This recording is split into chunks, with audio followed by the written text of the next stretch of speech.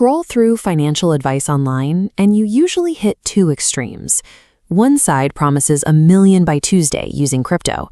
On the other, you're told to put pennies into a jar to finally relax at 65. Neither option feels right.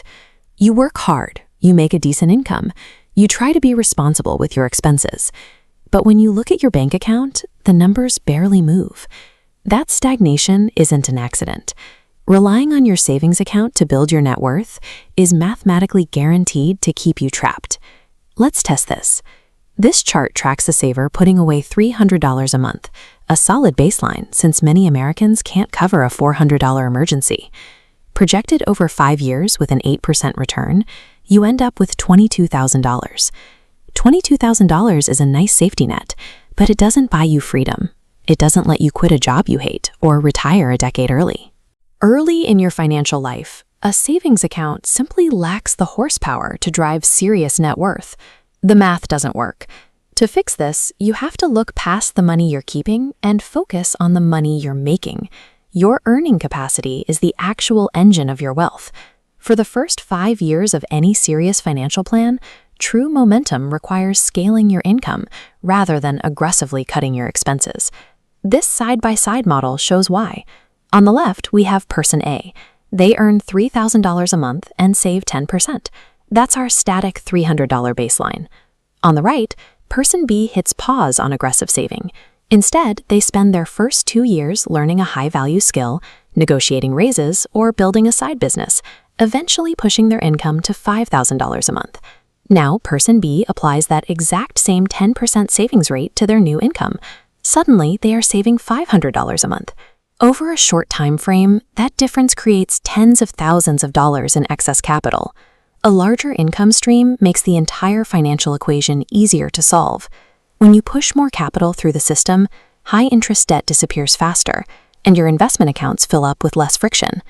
But there is a massive trap waiting for people who scale their income. Making more money rarely translates into actually keeping it. Psychologists call this hedonic adaptation. Your brain quickly normalizes improvements to your standard of living. You secure a raise at work and immediately lease a nicer car. You get a promotion and move into a slightly larger apartment. Your expenses rise in lockstep with your paycheck, leaving your actual net worth totally flat. To neutralize this, you need a mechanical rule. Every time your income goes up, lock away exactly half of the new money. This flowchart illustrates the protocol. If your monthly pay increases by $1,000, $500 goes straight into an investment portfolio. The other $500 is yours to enjoy, completely guilt-free. Those saved dollars then need a job. Keeping them in cash loses to inflation, so they must immediately go into broad market index funds or similar long-term assets to capture actual growth. This area chart maps out the result of that discipline. If you scale your income and control your lifestyle enough to invest $1,000 a month, moderate market growth will turn that into over $70,000 in just 60 months. By strictly routing 50% of all new income into investments, you short-circuit lifestyle inflation and force your net worth upward. Here is the secret of the 5-year sprint. Hitting that $70,000 mark isn't actually the point. The goal is structural momentum. You are pushing a heavy weight to the top of a hill so gravity can finally take over. With a larger income engine built and your savings rate locked in against inflation, the math changes. The initial capital begins generating its own returns.